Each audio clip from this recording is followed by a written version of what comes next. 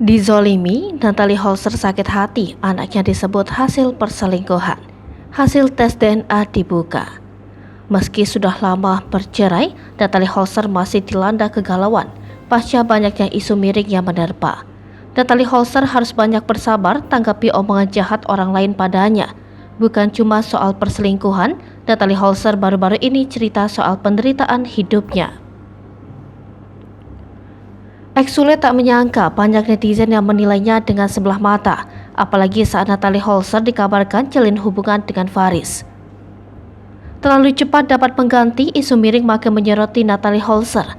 Seperti yang diketahui, setelah cerai dari Sule, Natalie Holzer langsung tancap gas melabuhkan hatinya pada sosok Faris. Faris diketahui adalah lelaki dari masa lalunya yang turut membantu Natalie Holzer saat bercerai dari Sule. Kini kedekatan Faris dan Natalie sudah tak dianggap aneh lagi.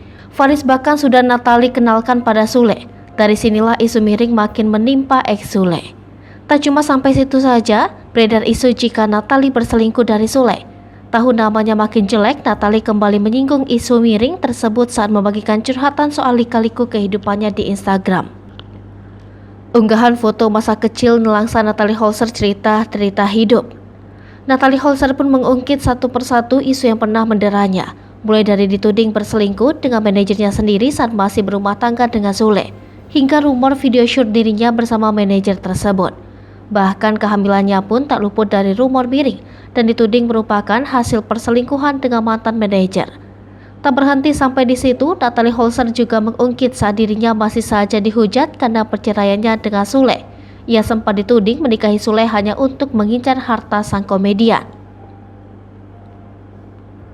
Lebih memilukan lagi saat putra sematawayangnya dihujat dan diminta untuk tes DNA lantaran dinilai tidak mirip dengan Sule.